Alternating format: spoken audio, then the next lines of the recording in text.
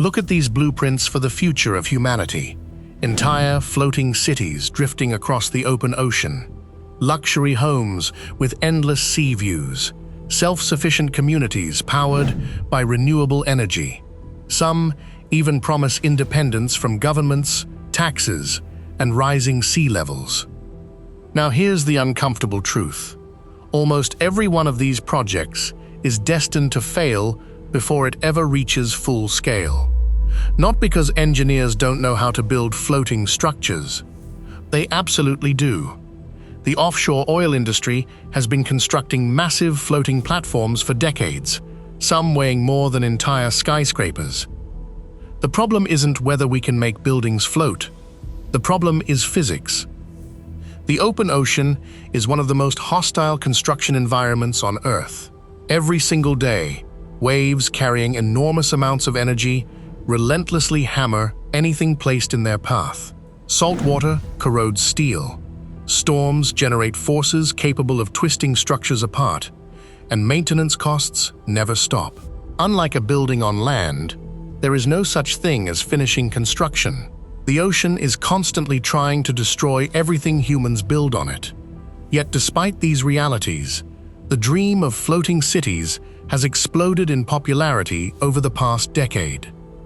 From Silicon Valley-backed seasteading startups to billion-dollar concept designs unveiled across Asia and the Middle East, the vision is always the same: build modular floating neighborhoods that can expand over time into entire ocean civilizations. Some proposals estimate future floating cities could be worth more than $500 billion, housing hundreds of thousands of people while solving overcrowding, rising sea levels, and housing shortages all at once. It sounds revolutionary, until you start doing the math. Let's begin with the ocean itself. Many people imagine the sea as relatively calm because most videos are filmed during good weather. In reality, the open ocean is constantly moving. Even on days that appear peaceful, long-period swells generated hundreds or even thousands of kilometers away continue transferring massive amounts of energy through the water. Unlike buildings on land, floating structures never stop moving. Every passing wave causes pitching, rolling, heaving, twisting, and bending. Engineers refer to this as cyclic loading, where materials are repeatedly stressed thousands of times every single day. Over months and years, those tiny repeated movements become a far greater threat than one massive storm. It's the same reason repeatedly bending a paperclip eventually causes it to snap. Steel behaves similarly. Even high-strength marine steel develops microscopic fatigue cracks after millions of loading cycles. Offshore oil platforms spend enormous sums continuously inspecting welds, replacing damaged components, and monitoring structural fatigue before small cracks become catastrophic failures.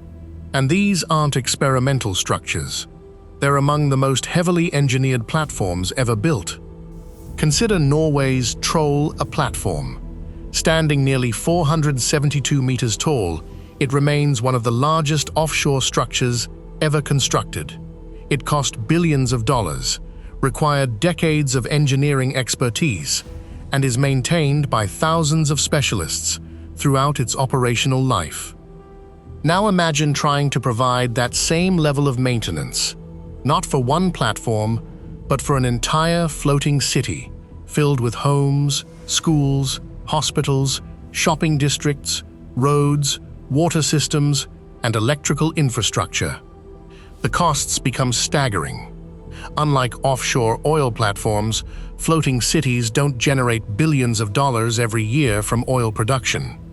Their primary asset is real estate, and that creates an economic problem that may be impossible to solve. Every apartment, office building, and public space would carry maintenance costs unlike anything seen in conventional cities.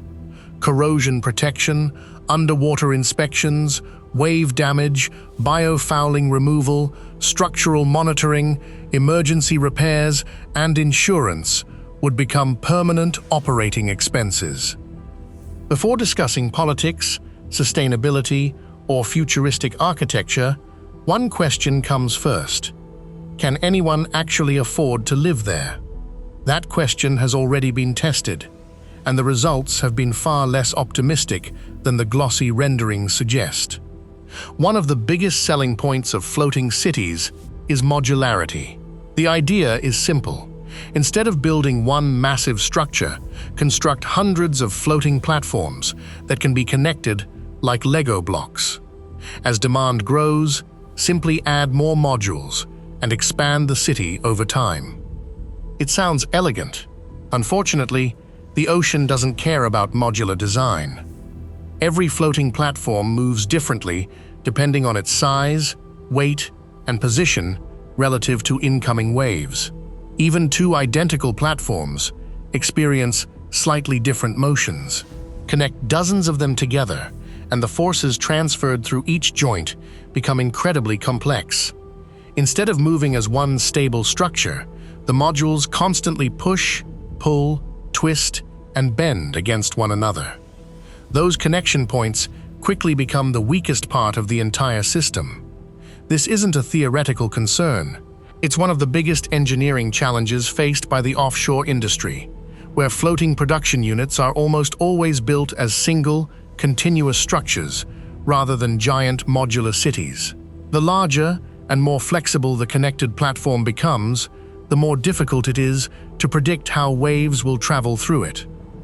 Several pilot projects over the past few years have highlighted these realities. Around the world, companies showcased floating neighborhoods, luxury resorts, and modular communities as proof that seasteading was finally becoming practical. While some small floating homes and protected water developments have succeeded, none demonstrated that large-scale cities could economically survive in the open ocean. The problem wasn't that they couldn't float. The problem was that they couldn't scale. Costs rose much faster than expected. Maintenance requirements increased. Insurance became a major obstacle, as offshore structures face risks that traditional buildings simply don't. Extreme weather, corrosion, wave impacts, collisions with vessels, and long-term structural fatigue all raise premiums dramatically. Every additional square meter of floating real estate carries risks that insurers must price into every policy. Then comes the challenge of utilities.